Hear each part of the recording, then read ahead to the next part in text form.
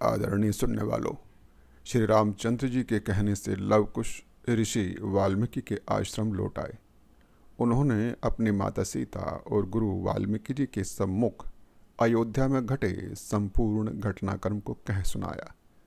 संपूर्ण घटनाक्रम सुनने के बाद वाल्मीकि ने सीता से कहा, पुत्री सीता, ईश्वर की कृपा से अयोध्या से ऐसा प्रस्ताव प्राप्त होना तुम्हारे पुत्रों के लिए शुभ संकेत है। उनका भविष्य उज्जवल होने वाला है। अच्छा समय आ गया है। लवकुश भी अब बड़े हो गए हैं। तुम्हें अपने मन की कुंठा का त्याग कर अयोध्या जाना चाहिए। सीता ने वाल्मीकि जी से कहा, गुरुदेव, आप मेरे पिता तुल्य हैं। आपकी आज्ञा शिरोधार्य है। और अगले दिन वाल्मीकि के साथ सीता अपने दोनों पुत्रों के साथ अयोध्या के दरबार की ओर चल पड़ी।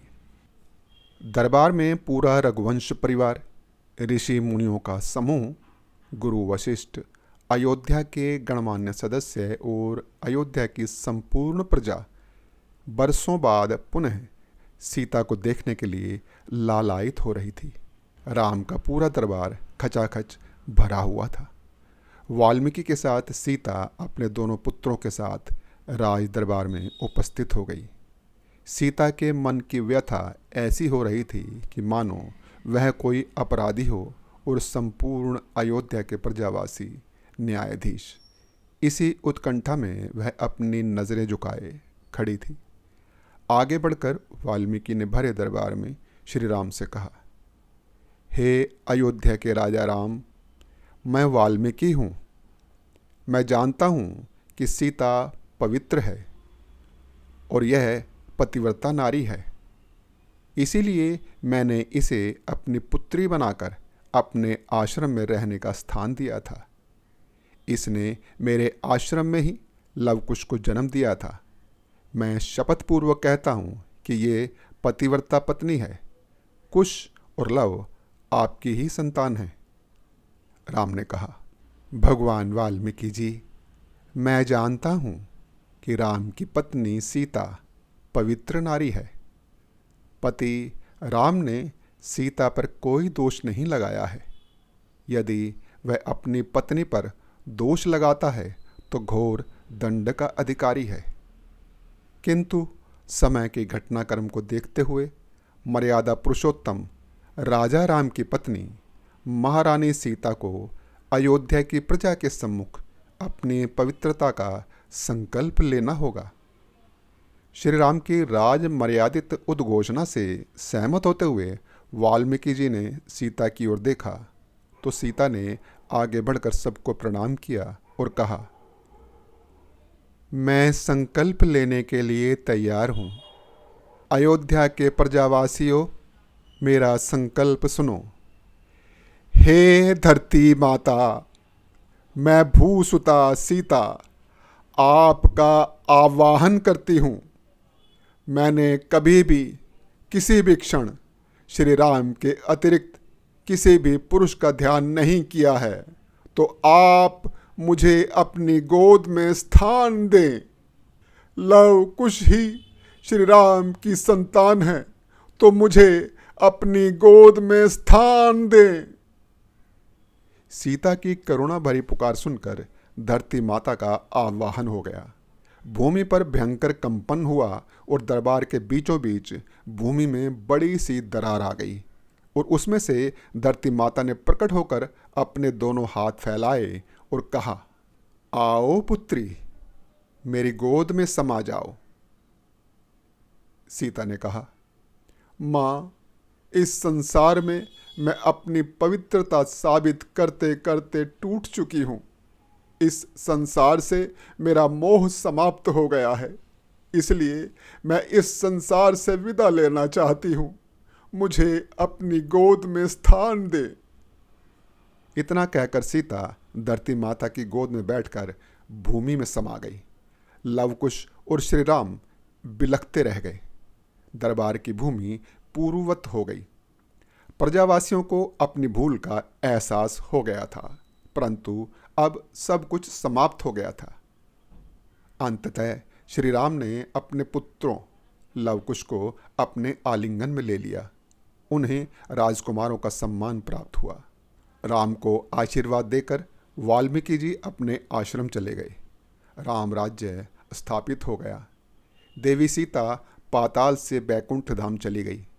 श्री राम, लक्ष्मण, भरत और शत्रुघ्न की संतानों को भारतवर्ष के अलग अलग राज्यों का राजभार सौंप दिया गया। रामावतार का संपूर्ण कार्यकाल समाप्त हो रहा था। एक दिन काल ऋषि अतिबल के दूत बनकर श्री राम से मिलने अयोध्या आ गए। उन्होंने श्री राम से एकांत में गुप्त मंत्रणा करने का आग्रह किया, जिसे कोई भी न सुन सके और न देख सके। तो श्री राम ने लक्ष्मण को आदेश दिया, लक्ष्मण, तुम स्वयं द्वार पर पहरा दो और किसी को भी हमारे दोनों की मंत्रणा देखने या सुनने की आज्ञा नहीं है। आज्ञा की अवहेलना करने वाले को मृत्यु दंड भुगतना होगा। लक्ष्मण राम और काल को एकांत में छोड़कर बाहर पहरा देने लगे। एकांत होते ही काल अपने असली रूप में आ गए और उन्होंने श्री राम से कहा, प्रभु, मैं काल हूँ। पृथ्वी लोक के प्रत्येक जीव का संहार करना मेरा कर्तव्य है।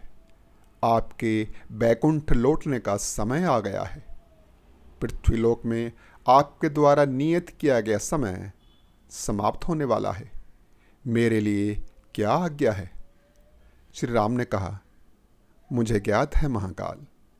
कुछ समय से लक्ष्मण का मन उचाट हो गया है। पहले उसी के जाने की तैयारी है, उसके पीछे मैं भी आता हूँ। इतना कहना था कि उस कक्ष के बाहर दुर्वासा ऋषि पधारे और उन्होंने लक्ष्मण से कहा, मुझे श्री राम से मिलना है। लक्ष्मण ने कहा, मैं ऋषि, थोड़ा विश्राम कीजिए। दुर्वासा ऋषि ने कहा, विश्राम की कोई आवश्यकता नहीं है, मुझे अभी मिलना है। लक्ष्मण ने कहा, मैं ऋषि, अंदर गुप्त मंत्रणा चल रही है। श्री राम का आदेश है कि अभी किसी को अंदर न जाने दिया जाए। इतना सुनते ही दुर्वासा ने क्रोध में आकर लक्ष्मण से कहा, मुझे श्री राम से मिलने के लिए इंतजार करना होगा। मुझे अभी मिलना है, अन्यथा पूरी अयोध्या को भस्म कर दूंगा। लक्ष्मण ने कहा, आप ठहरिए मुनिवर, मैं अंदर जाकर पूछता हूँ। लक्ष्मण कक्ष में चले गए। राम और महाकाल की वार्ता समाप्त हो गई थी। लक्ष्मण के कक्ष में पहुँचते ही महाकाल अंतर्ध्यान हो गए। राम ने लक्ष्मण से कहा, लक्ष्मण, आज तुमने मेरी आज्ञा की अवहेलना कैसे कर दी? लक्ष्मण ने कहा, प्रभु, बाहर दुर्वासा ऋषि क्रोध में बैठे हुए हैं और वह कह रहे हैं कि उन्हें अभी मिलना है, अन्यथा वो अयोध्या को भस्म कर देंगे। अयोध्या को बचाने के लिए मेरे प्राणों का मोल कुछ भी नहीं है। मैं दंड भुगतने के लिए तैयार हूँ। दुर्वासा ऋषि को श्री राम से मिलने दिया गया। अगले दिन लक्ष्मण ने मृत्यु दंड स्वरूप सरयू के जल में समाधि ले ली और बैकुंठ धाम पहुँच गए। फिर जल्द ही भगवान विष्णु भी सरयू के जल में समाधि लेकर रामावतार से विदा लेकर क्षीर सागर में आ पहुँचे। भगवान विष्णु शेष शैया पर वास करने लगे। माता लक्ष्मी भगवान विष्णु की सेवा करने लगी। एक प्रसंग के अनुसार एक दिन शेषनाग ने भगवान विष्णु से कहा, प्रभु, राम अवतार में पृथ्वी पर आप मेरे बड़े भाई थे, इसलिए सारा श्रेय आपको मिला था। मैं छोटा था, इसलिए मुझे कोई श्रेय प्राप्त नहीं हुआ। तब भगवान विष्णु केवल मुस्कुरा दिए और अगले अवतार में शेषनाग को बड़ा भाई बनाकर भेजने का निर्णय ले लिया। श्री कृष्ण अवतार के समय भगवान विष्णु ने शेषनाग को बलराम के रूप में बड़ा भाई बनने के लिए पृथ्वी पर पहले भेज दिया था और सिद्ध कर दिया था कि किसी इंसान का केवल आयु में बड़ा होना उसकी गुणवत्ता या महानता का सूचक नहीं होता, बल्कि उसके कर्म उसे बड़ा और महान बनाते हैं। इसलिए कृष्ण अवतार के उपरांत शेषनाग को अपने कहे पर पछताना पड़ा। तीसरे जन्म में जय विजय ने कंस और जरासंध के रूप में भगवान विष्णु के श्री कृष्ण अवतार के हाथों मृत्यु प्राप्त कर पुनः बैकुंठ धाम प्राप्त किया। कैसे? मेरी अगली वीडियो में देखिए। आपने मेरा चैनल सब्सक्राइब नहीं किया है तो कर लीजिए। बोल सियावर रामचंद्र की जय।